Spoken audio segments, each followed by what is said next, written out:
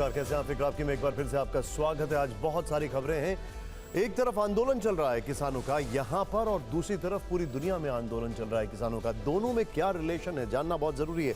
लेकिन यूपी की राजनीति में आज कई सारे ट्विस्ट एंड टर्न आए हैं, कई सारी चीजें हुई हैं, एक एक इनसाइड रिपोर्ट। और ये कौन था डील मेकर और कौन था डील ब्रेकर, यह जानना आपके लिए बहुत जरूरी है, क्योंकि बहुत सारी चीजें अब निकलकर सामने आ रही हैं। लेकिन शुरुआत इस वक्त की ब्रेकिंग न्यूज नंबर 1। किसानों ने अगले 2 दिन दिल्ली कूच न करने का किया ऐलान। शंभू और खनौरी बॉर्डर पर ही बैठे रहेंगे किसान। किसान नेताओं ने कहा केंद्र से बातचीत की चिट्ठी अभी नहीं मिली है। और यूपी में कांग्रेस एसपी के बीच गठबंधन। कांग्रेस 17, समाजवादी पार्टी और गठबंधन के अन्य दल 63 सीट पर लड़ेंगे चुनाव। यूपी प्रभारी अविनाश पांडे बोले समझौते को प्रियंका गांधी ने अंजाम तक पहुंचाया। अखिलेश ने कहा अंत भला तो सब भला। इस सब के बीच में बड़ी खबर यह आ रही है कि इंडिया गठबंधन के साथ सीट शेयरिंग पर बोले केजरीवाल। देखते हैं अगले 1-2 दिन में क्या होता है। केजरीवाल ने कहा है बहुत देरी हो गई है, जल्दी होना चाहिए था। अरविंद केजरीवाल ने यह भी कहा। इस सब के बीच में मायावती की पार्टी को लग सकता है बड़ा झटका। सूत्रों से खबर 5 सांसद इस्तीफा दे सकते हैं। मलूक नागर आरएलडी के टिकट पर चुनाव लड़ सकते हैं। और बड़ी खबर आ रही है मोदी मंत्री परिषद की। 3 मार्च को होगी बैठक। लोकसभा चुनाव से पहले मंत्री परिषद की आखिरी बैठक। पीएम मोदी मंत्री परिषद के साथियों को चुनावी मंत्र देंगे।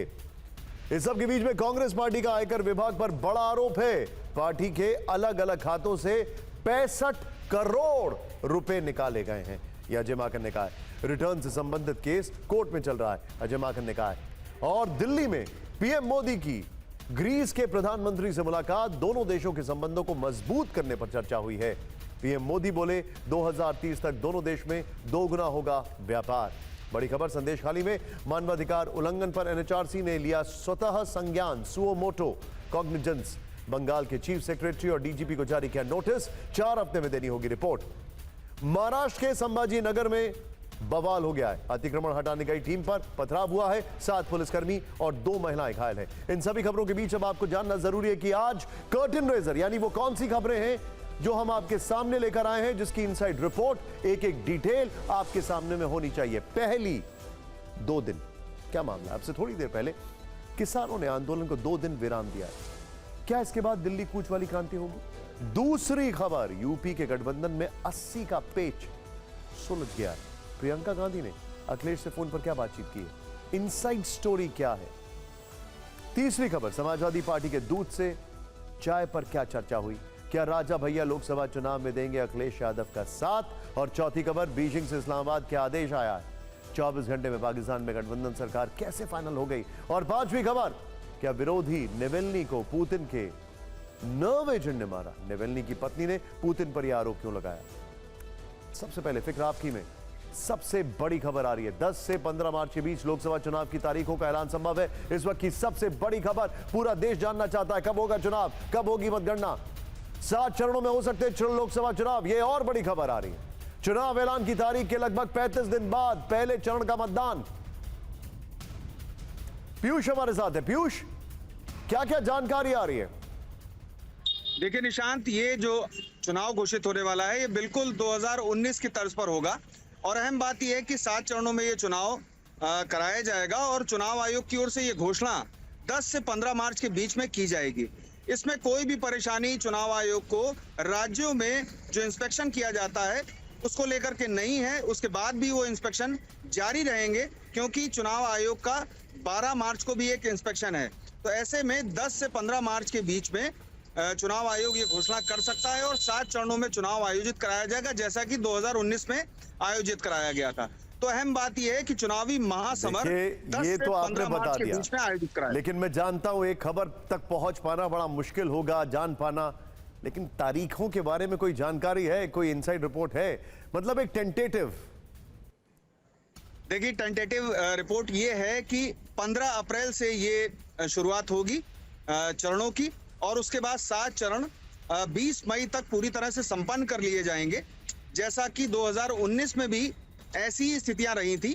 और इसमें हेर फेर हो सकता है 1-2 दिन का, लेकिन जो टेंटेटिव डेट्स हैं वो 15 अप्रैल से 20 मई के बीच में रहेंगी। और 7 चरणों में ये चुनाव संपन्न कराया जाएगा। और चुनाव आयोग आज भी पूरी तरह से बिहार में जो इंस्पेक्शन चल रहा है वहां पर है। आज वहां पर प्रेस कॉन्फ्रेंस भी हुई थी और लगातार उसके दौरे चल रहे हैं पूरे देश भर में, सभी राज्यों में चुनाव की तैयारियों को लेकर के। लेकिन बहुत ज्यादा डिटेल दे दी आपने, बहुत ज्यादा डिटेल दे दी है। 15 अप्रैल याद रखिएगा। वैसे आपको बहुत सारे फोन आने वाले हैं, तो अब आप अपना फोन को खाली रखिएगा क्योंकि आपने बहुत सारी इंफॉर्मेशन दे दी है। शुक्रिया पीयूष हमारे साथ जुड़ने के लिए। लेकिन अब फिक्र एक बार फिर देश के अन्नदाता और उसके आंदोलन से प्रभावित आम जनता की। पहली बड़ी खबर यह है कि किसान संगठनों ने अगले 2 दिन दिल्ली कूच का प्लान टाल दिया है। लेकिन देश के किसान जिस वक्त ट्रैक्टर के साथ दिल्ली कूच की कोशिश कर रहे थे, उसी वक्त दुनिया के कई अमीर देशों में भी किसान ट्रैक्टर लेकर सड़कों पर दिखाई दे। खासकर यूरोप के देशों में महत्वपूर्ण जगहों पर किसानों के ट्रैक्टर जाम की तस्वीरें दिखी। भारत और यूरोप के किसान आंदोलन में क्या समानताएं हैं और ये कैसे एक दूसरे से अलग है, इस पर यह वीडियो रिपोर्ट आपको जरूर देखनी चाहिए।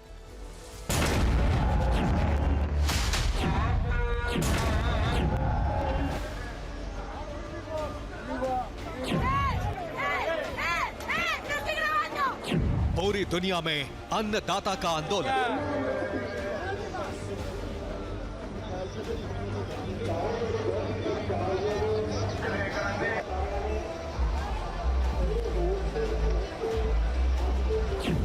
भारत से यूरोप तक सड़कों पर किसान।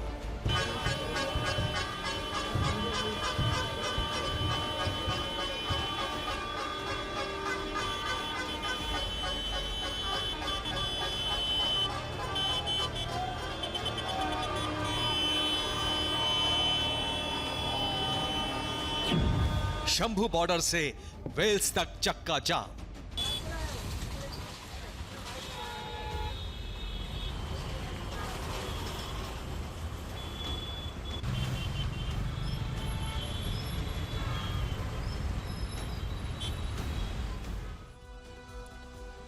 पिछले 9 दिन शंभू बॉर्डर पर बैठे किसान आज पूरी तैयारी के साथ आए थे। आंसू गैस से बचने के लिए मास्क और शील्ड साथ लेकर आए किसानों ने आज अपने इरादे साफ कर दिए। शंभू बॉर्डर पर कैसा हंगामा हुआ था, किसानों की दिल्ली कूच को लेकर क्या क्या तैयारी थी, हरियाणा पुलिस प्रशासन ने जवाब में क्या क्या किया, यह ग्राउंड रिपोर्ट जरूर देखिए। अब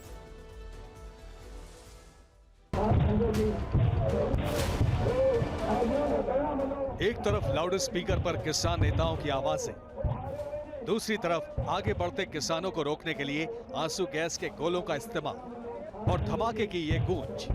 ये मंजर है अंबाला में शंभू बॉर्डर का। तो लगातार आप देखिए पतंगों के माध्यम से भी जो यहाँ पर किसान है वो प्रयास कर रहे हैं कि इस ड्रोन को नीचे गिराया जाए। देखिए ड्रोन के बिल्कुल आसपास पतंगें भी आपको दिखाई देंगी और ये देखिए एक और टीयर गैस का शेल नीचे फेंका गया है ड्रोन के द्वारा। तो ये लगातार हरियाणा पुलिस और पैरामिलिट्री फोर्सेज ड्रोन के माध्यम से इसी तरह से यहाँ पर टीयर गैस के शेल फेंक रही हैं और पतंगों के माध्यम से देखिए पतंगों के माध्यम से ड्रोन को रोकने का प्रयास किया जाता है, जिसके बाद अब ड्रोन वापस चला गया है और उसके बाद यहाँ पर आतिशबाजी भी लगातार की जा रही है। तो इस वक्त ये स्थिति बनी हुई है शंभू बॉर्डर पर, जहाँ पर किसान और पैरामिलिट्री फोर्सेज हरियाणा पुलिस के जवान आमने सामने हो चुके हैं। जहां दिल्ली कूच के लिए तैयार किसानों को रोकने के लिए जब हरियाणा पुलिस ने ड्रोन का इस्तेमाल किया, तो किसानों ने जवाब में पतंगबाजी करके ड्रोन को पीछे हटने के लिए मजबूर किया। देखिए एक ड्रोन और आइए, देखिए ये गिराया देखिए एक ड्रोन जो है हाईवे पे गिरा रहा है, तो दूसरा ड्रोन मैं आपको दिखाऊं तो खेतों की तरफ मूवमेंट कर रहा है साफ तौर पर, क्योंकि बहुत सारे किसान जो है वो खेतों की तरफ भी गए हैं। तो ऐसे में दोनों तरफ हरियाणा प्रशासन की ओर से तितर बितर करने के लिए इन ड्रोन का इस्तेमाल किया जा रहा है। और शंभू बॉर्डर पर यह हंगामा कुछ देर के लिए था। हालांकि किसान इस मकसद के साथ जुटे थे कि उन्हें हर हाल में आज दिल्ली कूच करना है। इसके लिए वो तैयारी भी बड़ी करके आए थे। मुझे डेमो दिखा रहे थे, थोड़ा दिखाइए किस तरह इस्तेमाल करते ऐसे ना जब वह सीधी मारते हैं ना रबड़ की गोली, तो ऐसे आगे नहीं तो नीचे बैठकर ऐसे करते हैं, बस ऐसे रोकने के लिए। किस चीज से बचाव करेगी ये जैसे वो रबड़ की गोली मारते हो उसके बीच से ना जो लोहे के जो निके छर्रे निकलते हैं वो नहीं बजेंगे। और जैसे वो आंसू गैस छोड़ते हैं, जब सीधी आती है वो लगती है, दर्द होता है। किसानों की दिल्ली कूच पार्ट 2 को अब आंकड़ों की जुबानी समझते हैं। किसानों ने कितनी संख्या में क्या क्या ताकत लगाई, ये खुलासा गृह मंत्रालय की आंतरिक रिपोर्ट से हुआ है, जिसमें पंजाब की बिगड़ती कानून व्यवस्था पर चिंता जताई गई है। रिपोर्ट में बताया गया है कि पंजाब सरकार की ओर से शंभू बॉर्डर पर लगभग 14,000 लोगों को इकट्ठा होने की छूट दी गई। यहां 1200 ट्रैक्टर ट्रॉलियां, 300 कार, 10 मिनी बसों और अन्य छोटे वाहनों में को जुटाने की अनुमति दी गई है। वहीं डाबी गुजरान बैरियर पर लगभग 500 ट्रैक्टर ट्रॉलियों को ले जाने की छूट है। यहां पंजाब सरकार की ओर से करीब 4500 लोगों को विशाल जनसभा की अनुमति भी दी गई। ऐसा नहीं है कि गृह मंत्रालय के इस खुलासे के बाद हरियाणा सरकार सतर्क नहीं है। इसके जवाब में हरियाणा पुलिस की तैयारी भी चौंकाने वाली है। पूरे हरियाणा में 10 से 12,000 पुलिस वाले सड़कों पर हैं। पैरामिलिट्री फोर्सेस की 60 टुकड़ियां तैनात हैं। शंभू बॉर्डर पर 1000 पुलिस वाले मौजूद हैं। खनौरी बॉर्डर पर 1000 पुलिस वाले तैनात हैं और कटीले तार, कंक्रीट की बैरिकेडिंग के साथ दोनों बॉर्डर पर 7 लेयर की सुरक्षा दीवार है। लेकिन इसे भेदने के लिए किसान भी पूरी तरह तैयार है। किसानों की तैयारी की ये एक और तस्वीर देखिए। इनका क्रेन की तरह मॉडिफाइड ट्रैक्टर, जिसकी दिल्ली तक चर्चा रही। इसके अलावा वाटर कैनन का मुकाबला करने के लिए एक ट्रैक्टर में पंखा लगा भी दिखा और सीमेंट कंक्रीट हटाने के लिए पोकलेन मशीन भी नजर आई। पीसफुली करेंगे, नंगे हाथ से आके जाएंगे। ठीक है, ये जो पोकलेन मशीनें आई हैं जिसमें बिल्कुल नहीं करना है। युवाओं को क्या बोलेंगे आप? बिल्कुल पीसफुली रहें, शांतमयी सरकार जबर करेगी, सब्र से सहेंगे। दिलचस्प ये है कि इस मशीन का जवाब हरियाणा पुलिस भी पोकलेन मशीन के तौर पर सामने लेकर आई। इसने भी पोकलेन मशीन का जवाब पोकलेन से देने के लिए ये पोकलेन मशीन मंगाई है। आप देख सकते हैं शंभू बॉर्डर पर ये हरियाणा बॉर्डर की तरफ से पोकलेन मशीन लेकर के आए हैं और अंदर की तरफ अब इस मशीन को लेकर के जाएंगे और इसका इस्तेमाल अब किसानों को रोकने के लिए किया जाएगा, उनकी पोकलेन मशीनों को रोकने के लिए किया जाएगा। शंभू बॉर्डर से दिल्ली कूच के लिए तैयार किसानों ने बैरिकेडिंग तोड़ने के लिए एक रास्ता भी बनाया था। ये रास्ता बालू की बोरियों को बिछाकर बनाया गया था। जेसीबी और पोकलेन मशीनों को उतारने की भी तैयारी थी। शंभू बॉर्डर से दिल्ली कूच के ऐलान का असर दिल्ली एनसीआर की सड़कों पर दिखा। पुलिस ने सुरक्षा के मद्देनजर कई रास्तों पर बैरिकेडिंग की। बैरिकेडिंग से ट्रैफिक की रफ्तार सुस्त रही और लोगों को परेशानियों का सामना करना पड़ा। परीक्षा देने वाले छात्रों से लेकर ऑफिस जाने वाले लोगों और कारोबारियों को किसान आंदोलन से दिक्कतों का सामना करना पड़ रहा है। और यह सब तब हुआ है जब कल ही पंजाब हरियाणा हाईकोर्ट ने किसान आंदोलन पर सुनवाई करते हुए टिप्पणी की थी कि किसानों को शांतिपूर्ण प्रदर्शन का अधिकार है, लेकिन आम लोगों को परेशानी नहीं होनी चाहिए।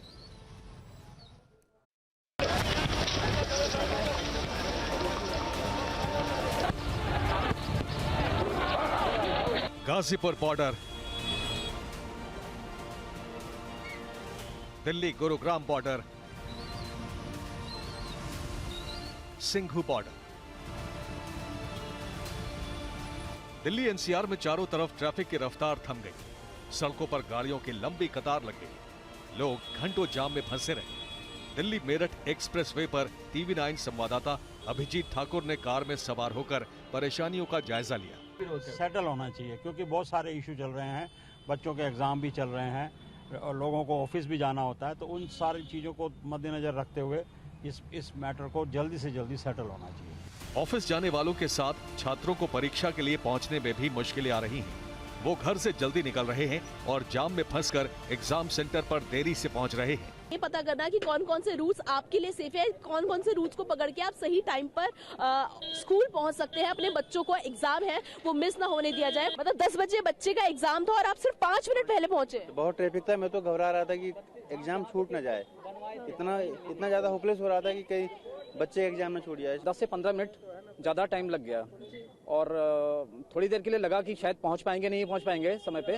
किसानों के आंदोलन का असर कारोबारियों पर भी पड़ा है। सिंघू बॉर्डर पिछले 10 दिन से सील है। यहाँ कारोबारियों को भारी नुकसान उठाना पड़ रहा है। ये जो पूरा सिंघू बॉर्डर है वो दरअसल पूरा एक इंडस्ट्रियल एरिया है और जिस तरीके से यहाँ पर बैरिकेटिंग करी गई है, रूट डाइवर्ट किए गए हैं, रास्तों को पूरे तरीके से बंद कर दिया गया है, उसके चलते अब सिंघू बॉर्डर पर जो कारोबारी हैं उनके कारोबार पर भी असर पड़ना शुरू हो चुका है। किसान आने से पहले ही बहुत ज्यादा नुकसान हो रहा है। काम तो बिल्कुल भी नहीं है, सुबह से खाली बैठी है, ना ही हमारे कोई दिल्ली के कस्टमर अटेंड हो पा रहे हैं, ना ही हम सामान कर रहे हैं। और यही परेशानी सबसे ज्यादा सता रही है कि हम काम अपना कैसे करेंगे। कारोबारियों को डर है कि अगर किसान आंदोलन लंबा चला तो उनके आगे दुकानें बंद करने का संकट मंडरा सकता है। किसान आंदोलन का असर कारोबार पर भी पड़ रहा है और ये बहुत परेशान करने वाली बात है, क्योंकि किसान आंदोलन के चलते पंजाब को हर दिन करीब 875 करोड़ का नुकसान हो रहा है। पंजाब में 1600 से ज्यादा ट्रकों की आवाजाही घट गई है। दिल्ली को हर दिन करीब 300 करोड़ से ज्यादा का घाटा हो रहा है। चांदनी चौक के बाजार में कपड़ा बिक्री में 75% की कमी आई है। नई ई वे बिल में 30% की गिरावट दर्ज की गई है। दिल्ली में एंट्री के लिए ट्रकों का रूट करीब 600 किलोमीटर बढ़ गया है। सोचिए जरा, आज ही गृह मंत्रालय ने पंजाब और हरियाणा सरकार को एडवाइजरी जारी की है कि हर परिस्थिति में कानून व्यवस्था बनाए रखने को कहा है। यह भी कहा है कि इसके लिए केंद्र सरकार हर संभव सहयोग देने के लिए भी तैयार है। आंदोलन पर गृह मंत्रालय की पूरी नजर है। वहीं कृषि मंत्री अर्जुन मुंडा ने आज किसानों से 5वें दौर की बातचीत के लिए फिर से प्रस्ताव भेजा। हमारे सहयोगी अमोद राय ने जानकारी जो दी है उसके मुताबिक केंद्र सरकार बातचीत का विकल्प खोलकर रखना चाहती है। आपसी चर्चा के माध्यम से समाधान का रास्ता निकालना चाहती है। 5वें दौर में 4 प्रमुख मुद्दों पर बातचीत के लिए तैयार है। एमएसपी गारंटी की मांग, क्रॉप डाइवर्सिफिकेशन, पराली और किसानों पर हुई एफआईआर पर किसानों के साथ चर्चा के लिए सरकार पूरी तरह तैयार है। लेकिन अब यह लेकिन बहुत बड़ा है, क्योंकि लेकिन अब से थोड़ी देर पहले किसान नेता सरवन सिंह पंढेर ने कहा है कि सरकार से बातचीत की कोई चिट्ठी अब तक उन्हें मिली ही नहीं है और अगर बैठक का बुलावा आएगा तो इस पर विचार करेंगे। हमारी यही अपील है कि सारे जो ऐसे किसान संगठनों के लोग हैं वो संयमता के साथ वार्ता में भाग लेकर इसका अस्थायी समाधान के क्या क्या रास्ता हो सकते हैं उस पर हम चर्चा करते हुए आगे बढ़ें और चर्चा के माध्यम से समाधान करें।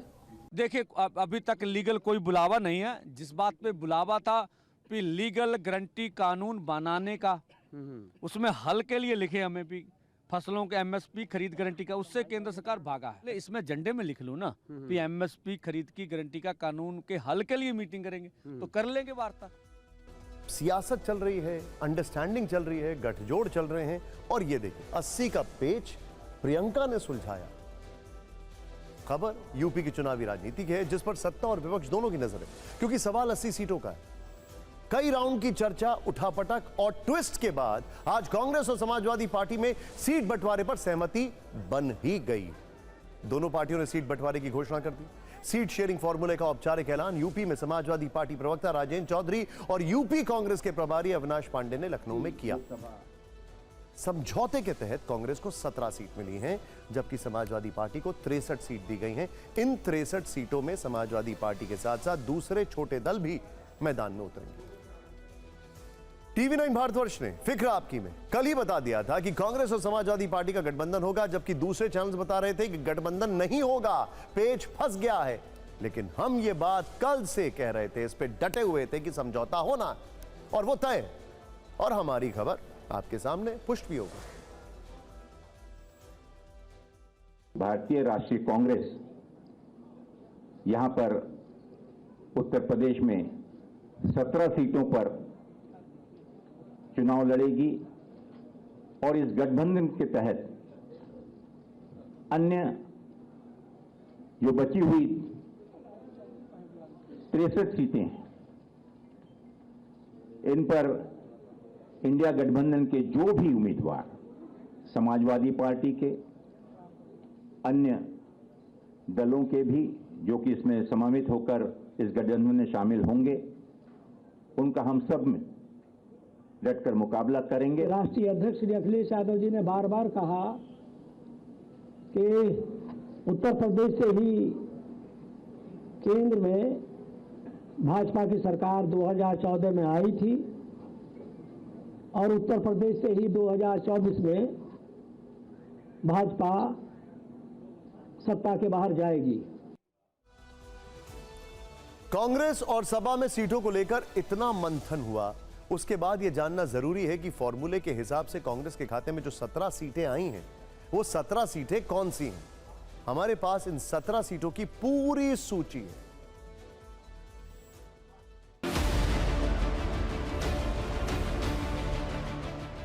कांग्रेस को समझौते के तहत 17 सीटें मिली।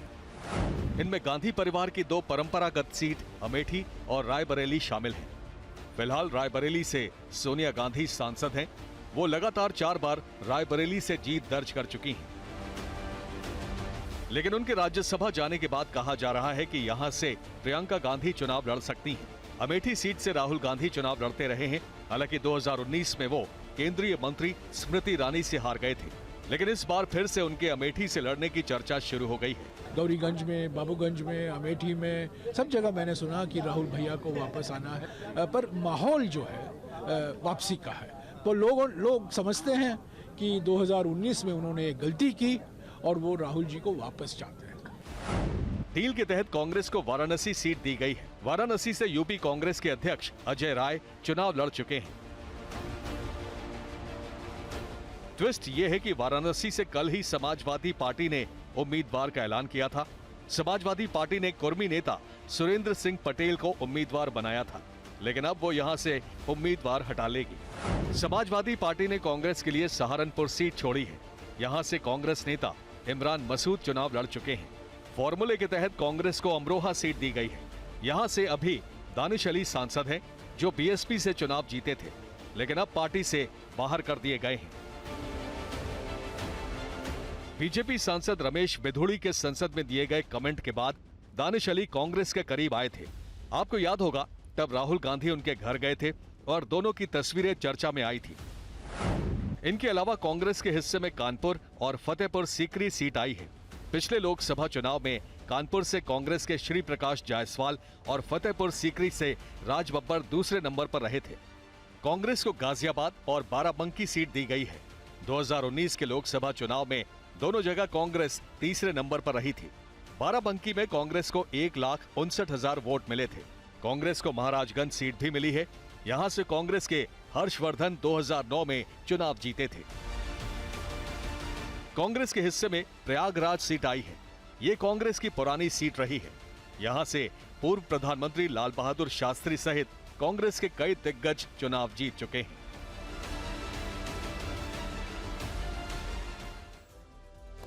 यूपी की 80 सीटों पर समझौता कांग्रेस और समाजवादी पार्टी दोनों के लिए राहत की खबर है, क्योंकि सीट शेयरिंग को लेकर दोनों तरफ से कई बार तीखे बयान दिए गए थे, जिनके बाद गठबंधन टूटने की खबरों ने तूल पकड़ा था। लेकिन आज ऐलान के बाद अखिलेश यादव का चेहरा खिल गया। अंत भला तो सब भला, क्या समझे? तो क्या माना जाए? आप समझदार हो? गठबंधन होगा, सीट शेयरिंग को लेकर होगा। विवाद छिड़ा हुआ है। कोई विवाद नहीं है, आपके सामने सब चीजें साफ हो जाएंगी बहुत जल्दी। अंत भला तो सब भला। करीब 40 दिन की चर्चा और खींचतान के बाद यूपी में सीट बंटवारा फाइनल होने की खुशी अखिलेश यादव के चेहरे पर साफ दिख रही थी। इसलिए औपचारिक ऐलान से पहले उन्होंने सीट शेयरिंग को लेकर सिर्फ 5 शब्द कहे। अंत भला तो सब भला, क्या समझे? तो क्या माना जाए? आप समझदार हो? दिल्ली में समाजवादी पार्टी और कांग्रेस नेताओं के बीच सीट शेयरिंग को लेकर पहली औपचारिक बैठक हुई थी। रामगोपाल यादव समाजवादी पार्टी के नेताओं के साथ कांग्रेस नेता मुकुल वासनिक के दिल्ली वाले घर पर बैठक के लिए आए थे।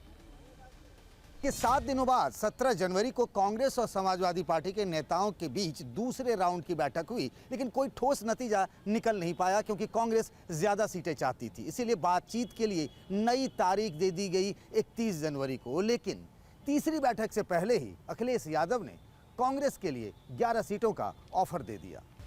अखिलेश यादव के इस ऑफर के बाद नई चर्चाएं शुरू हो गईं। तरह तरह की बातें होने लगी। यहां तक कहा गया कि दोनों पार्टियों में गठबंधन संभव ही नहीं है। लेकिन TV9 भारतवर्ष संवाददाता कुमार विक्रांत ने कल पुख्ता तौर पर बताया था कि दोनों दलों में समझौता हो गया है और सीट बंटवारा तय है। आज वही हुआ। TV9 भारतवर्ष की खबर सही साबित हुई। कांग्रेस और समाजवादी पार्टी में सीट बंटवारा कैसे संभव हुआ, इसके पीछे की इनसाइड स्टोरी अब हम आपको बता दें।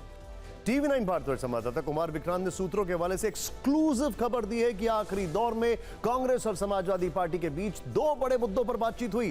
कांग्रेस आला कमान ने अखिलेश यादव की दी हुई सीटों पर 2 बदलाव करने को कहा।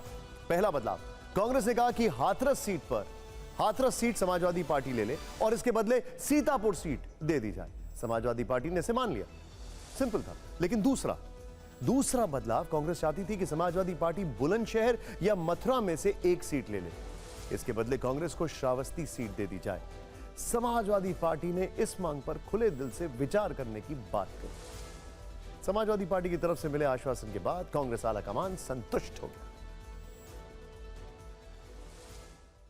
समाजवादी पार्टी के कांग्रेस और समाजवादी पार्टी के बीच डेडलॉक आ गया था। कांग्रेस ने मुरादाबाद सीट मांगी थी, जिससे मामला पेचीदा हो गया। 2-3 दिन खींचतान में निकल गए। इसी वजह से अखिलेश यादव राहुल गांधी की भारत जोड़ो न्याय यात्रा में शामिल नहीं हो पाए। उन्होंने कांग्रेस के सामने पहले समझौता फाइनल करने की शर्त रख दी। कई सूचियां उधर से आई, सूची इधर से भी गई। जिस समय सीटों का बंटवारा हो जाएगा, समाजवादी पार्टी उनके न्याय यात्रा में शामिल हो जाएगी। ऐसे वक्त में जब गठबंधन टूटने की चर्चाएं होने लगी, तब प्रियंका गांधी ने अहम भूमिका निभाई। नेतृत्व का श्रेय है आदरणीय अखिलेश जी का श्रेय है, आदरणीय प्रियंका जी का श्रेय है, राहुल जी का और मल्लिकार्जुन खड़गे का, जिन्होंने इस चीज को संभव बनाया। टीवी 9 भारतवर्ष संवाददाता कुमार विक्रांत ने सूत्रों के हवाले से जानकारी दी।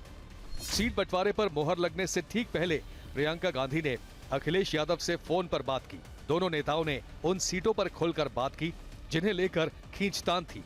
कांग्रेस की तरफ से मुरादाबाद सीट की डिमांड ड्रॉप कर दी गई। यह भी तय किया गया कि समाजवादी पार्टी वाराणसी से उम्मीदवार वापस ले लेगी। दोनों नेताओं में सहमति बनी तो सीट शेयरिंग फॉर्मूले पर सहमति बन गई।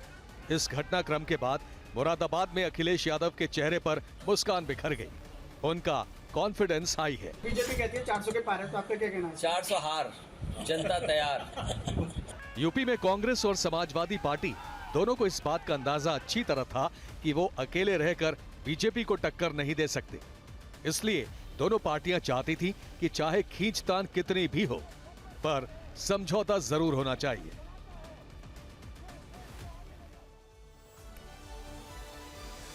और अब खबर अखिलेश यादव के उस फैसले की जिसे लेकर आज दिन भर अटकलें लगती रही। बदायूं सीट पर अखिलेश यादव ने भाई धर्मेंद्र यादव को हटाकर चाचा शिवपाल सिंह को उतारा।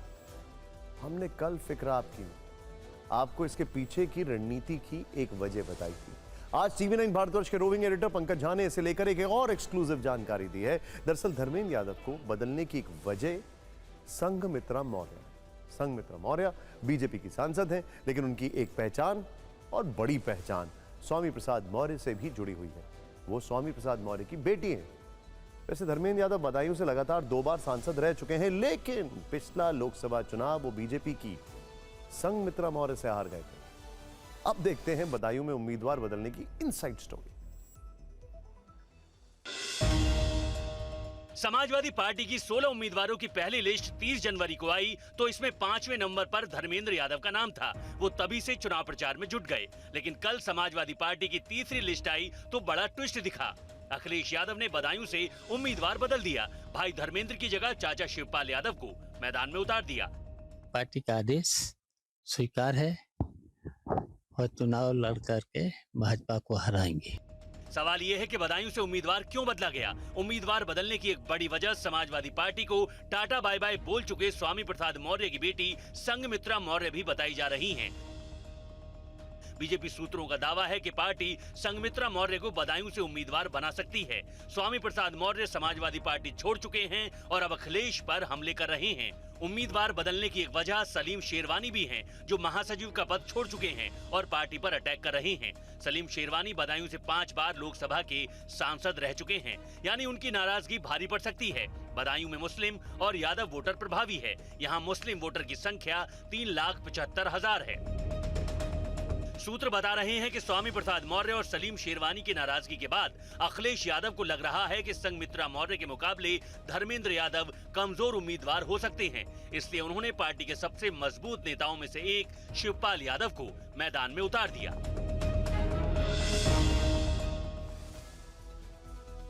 राजनीति में कुछ भी स्थायी नहीं होता है। हमारी अगली खबर राजनीति की इसी रंग बदलती नीति की है। 10 दिन पहले कुंडा से विधायक रघुराज प्रताप सिंह उर्फ राजा भैया यूपी विधानसभा में खड़े होकर प्रधानमंत्री नरेंद्र मोदी की तारीफ कर रहे थे, लेकिन अब वो समाजवादी पार्टी की तारीफ में कसीदे पढ़ रहे हैं। तो आखिर ऐसा क्या हुआ कि राजा भैया 10 दिन में बदल गए? हमारे रोविंग एडिटर पंकज झा की इनसाइड रिपोर्ट।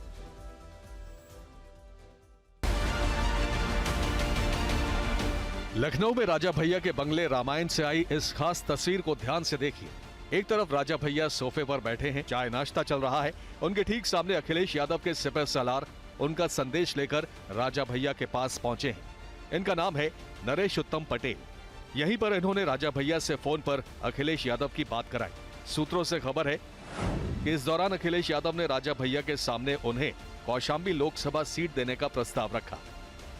राजा भैया ने जवाब में क्या कहा ये सामने नहीं आया, लेकिन राजा के करीबी नेता शैलेंद्र कुमार कौशाम्बी से सांसद रहे हैं। वे तब समाजवादी पार्टी में थे, अब राजा भैया की पार्टी जनसत्ता दल में है। अखिलेश यादव चाहते हैं कि अगर शैलेंद्र कुमार कौशाम्बी से जनसत्ता दल के उम्मीदवार बनते हैं तो समाजवादी पार्टी उनका समर्थन कर देगी। बीजेपी के विनोद सोनकर यहां से सांसद हैं। लेकिन राजा भैया और अखिलेश यादव के साथ आ जाने से मुकाबला कांटे का हो सकता है। कौशाम्बी में राजा भैया का अच्छा खासा प्रभाव है। हालांकि जब अखिलेश से राजा भैया को लेकर सवाल पूछे गए तो सुनिए उन्होंने क्या कहा। राजा भैया से आपके प्रदेश अध्यक्ष मिले थे, क्या वो भी साथ आ सकते हैं? देखिए, प्रदेश अध्यक्ष ही इधर सभी लोगों से मिलने हैं जिनकी इच्छा है समाजवादी पार्टी को वोट देने की। कहते हैं राजनीति एक हाथ दे एक हाथ ले की रणनीति पर चलती है। राजा भैया को लोकसभा का ऑफर यूं ही नहीं दिया गया। राजा भैया की पार्टी में 2 विधायक हैं और अखिलेश चाहते हैं कि इनकी बदौलत राज्यसभा में वो गेम बदल दें। बड़ा सवाल यह है कि राजा भैया के 2 वोट कैसे गणित बदल सकते हैं। यूपी से राज्यसभा की 10 सीटों के चुनाव हैं। समाजवादी पार्टी के 3 जबकि बीजेपी के 8 उम्मीदवार चुनाव में हैं। लेकिन बीजेपी के संजय सेठ के चुनाव लड़ने से मामला पेचीदा हो गया है। यानी राज्यसभा की 10 सीटें हैं और 11 उम्मीदवार मैदान में हैं। राज्यसभा की 1 सीट के लिए 37 वोट चाहिए। समाजवादी पार्टी के करीब 108 समाजवादी पार्टी के जो विधायक हैं, कांग्रेस के 2 विधायक आ गए तो आंकड़ा 110 हो गया था।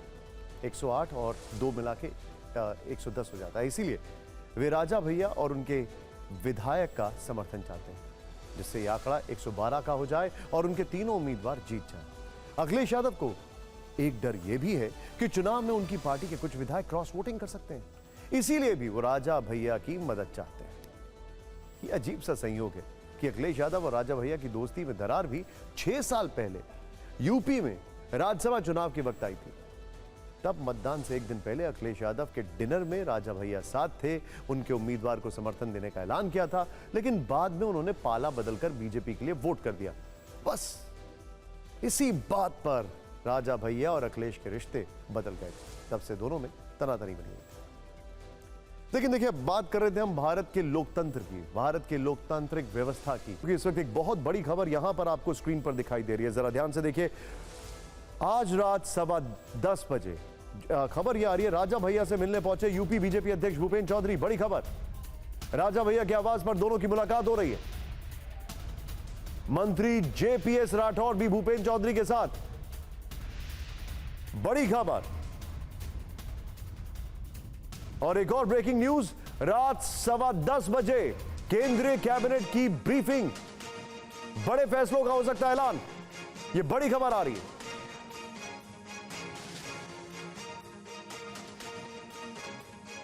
यानी कि अब से करीब 35 मिनट के बाद एक बहुत बड़ा ऐलान संभव है। क्या होगा वो? रात 10:15 बजे के आसपास केंद्रीय कैबिनेट की ब्रीफिंग होगी, बड़े फैसले का हो सकता है ऐलान।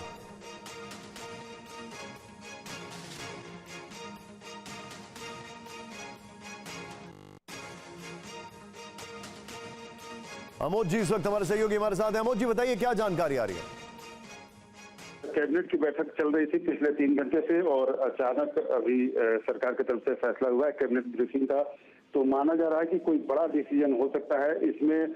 और जो किसान आंदोलन चल रहा था उसके बीच ये घोषणा, एक मुद्दा था कि संभव है कि कुछ किसानों से जुड़े हुए फैसले आज कैबिनेट में हो जाए। और उसमें ये बात बताई जा रही थी कि गन्ना का जो MRP है उसको बढ़ाया जा सकता है। तो इस तरह का कोई डिसीजन जरूर होगा जो सरकार एक बड़ा मैसेज देना चाहती होगी, किसानों के पक्ष में वो खड़ी है। इस तरह के कोई डिसीजन हो सकते हैं। शुक्रिया अमोद जी, शुक्रिया जानकारी के लिए आपका। लेकिन आज एक ऐसी खबर आई जिसने हम सबको हिला के रख दिया। हम, आप या भारत के जितने भी लोग जब बात रेडियो की करते हैं तो खुद ब खुद एक आवाज कान में गूंजने लगती है। वो आवाज है, जी हां बहनों और भाइयों, रेडियो किंग, आवाज की दुनिया के मशहूर फनकार आमीन सियानी का निधन हो गया। रेडियो पर बुलंद आवाज जिसे आपने सालों तक सुना है। अपने कार्यक्रम की शुरुआत वो अपने अंदाज में भाइयों और बहनों के साथ करते थे। अब वो हमारे बीच नहीं। आमीन सियानी के बेटे राजिल सियानी ने अपने पिता के निधन की पुष्टि की। उन्होंने बताया कि मंगलवार को दक्षिण मुंबई स्थित घर पर हार्ट अटैक से उनकी मृत्यु हो गई। आइए बहनों और भाइयों, आपका रेडियो दोस्त अमीन सायानी तैयार खड़ा है गीतमाला की छाव में आपका स्वागत करके आपको 70s के दशक में ले जाने के लिए। अभी कुछ दिनों पहले मैंने 1970 से 1975 तक की गीतमाला सालाना प्रोग्रामों की लिस्टें देखी तो मुझे धक्का सा लगा बहनों और भाइयों। इसी के साथ एक और बड़ी खबर आई और वो खबर थी कि सुप्रीम कोर्ट के दिग्गज वकील, पूर्व एडिशनल सॉलिसिटर जनरल फली एस नरिमन भी हमारे बीच नहीं रहे। आइए अब देखते हैं इलेक्शन टॉप लाइन। 10 से 15 मार्च के बीच लोकसभा चुनाव की तारीखों का ऐलान संभव। 7 चरणों में हो सकते हैं चुनाव। हरियाणा विधानसभा में सरकार के खिलाफ कांग्रेस के अविश्वास प्रस्ताव पर कल हो सकती है वोटिंग। बीजेपी और उसकी सहयोगी जेजेपी ने जारी किया व्हिप। पीएम मोदी अगले 2 दिन संसदीय क्षेत्र वाराणसी में रहेंगे। 2 जनसभा को संबोधित करने के साथ 14,000 करोड़ की परियोजनाओं की सौगात देंगे। राजस्थान के मुख्यमंत्री भजन लाल शर्मा का फैसला, वीआईपी ट्रैफिक प्रोटोकॉल खत्म, अब लाल बत्ती पर भी रुकेगा सीएम का काफिला। तेलंगाना से निर्विरोध राज्यसभा पहुंची कांग्रेस नेता रेणुका चौधरी। दिल्ली आबकारी घोटाले में बीआरएस नेता के कविता को सीबीआई ने किया तलब। मराठा आरक्षण के अगवा मनोज जनांगे की नई चेतावनी, 24 फरवरी से पूरे महाराष्ट्र में आंदोलन। झारखंड कांग्रेस के नाराज सभी 8 विधायक दिल्ली से रांची लौटे। पार्टी आलाकमान से मिलने दिल्ली आए थे। मुंबई में डॉक्टर बीआर अंबेडकर के घर गए बीजेपी के राष्ट्रीय अध्यक्ष जेपी नड्डा। महाराष्ट्र के डिप्टी सीएम देवेंद्र फडणवीस भी मौजूद। और आगे देखिए 10 साल नौसेना का प्रगति काल, द पीएम फैक्टर।